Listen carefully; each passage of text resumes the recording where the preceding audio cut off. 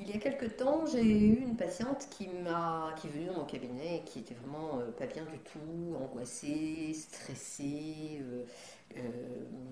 avec des difficultés à dormir et en lui posant quelques questions, eh bien, elle m'expliquait qu'elle avait intégré un nouveau travail, qu'elle avait du mal à s'intégrer à l'équipe, qu'elle avait du mal à s'y retrouver, qu'elle ne se sentait pas bien dans ce travail. Donc, première réaction de ma part, c'est de lui dire, bah, écoutez, ça, tous les signes du fait qu'il faut quitter, qu'il faut trouver autre chose et que ce travail n'est pas pour vous.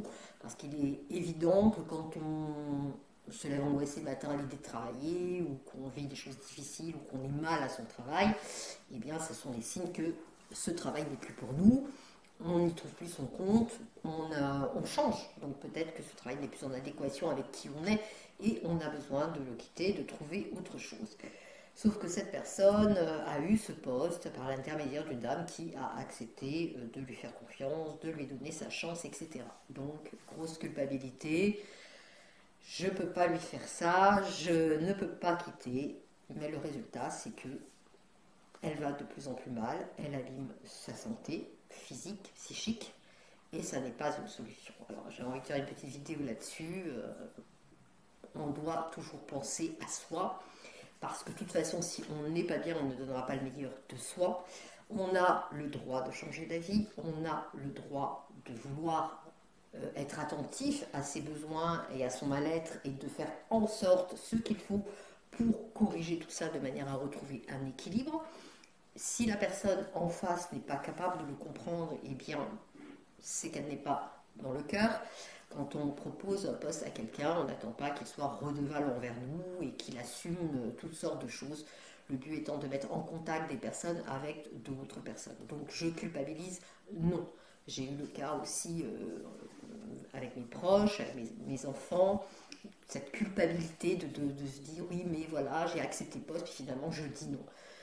L'essentiel, c'est de faire les choses comme il faut. C'est de prévenir, c'est de quitter proprement, c'est de faire la transition, s'il y a une transition à faire avec une autre personne qui va reprendre ton poste. Le but étant de pouvoir se regarder dans le miroir et se dire j'ai fait les choses correctement.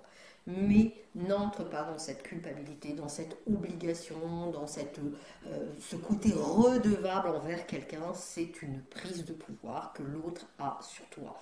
Donc il faut absolument que tu sois attentif à ces signes, ce qui te disent que ça n'est pas pour toi. Parfois on a besoin de passer par des postes ou des situations intermédiaires qui vont nous permettre soit de nous rendre compte que une certaine activité n'est plus pour nous, on n'en est peut-être pas forcément conscient tout de suite, se rendre compte que bah, tiens, voilà, bosser dans ce domaine-là, non, vraiment, je ne peux plus. C'est un cheminement, c'est ton cheminement, il passe par des étapes, etc. Et puis voilà, tu as le droit de changer d'avis, tu as le droit de ne plus vouloir, surtout si ta santé est en jeu, ton bien-être est en jeu. Donc, pas de culpabilité. Les culpabilités, c'est ce qui nous met à mal, c'est ce qui crée les karmas au bout d'un moment. Le but étant de faire des choix concrets, de faire des choix qui nous conviennent, qui nous permettent de nous sentir heureux et bien, et de quitter proprement, de mettre un terme. Alors je parle de travail, mais ça peut être une relation amoureuse, ça peut être n'importe quelle situation.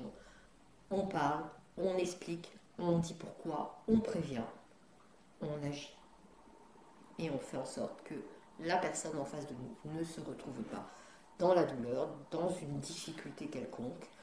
On accepte de faire tout ce qui est en notre pouvoir pour que tout se passe au mieux pour les deux parties.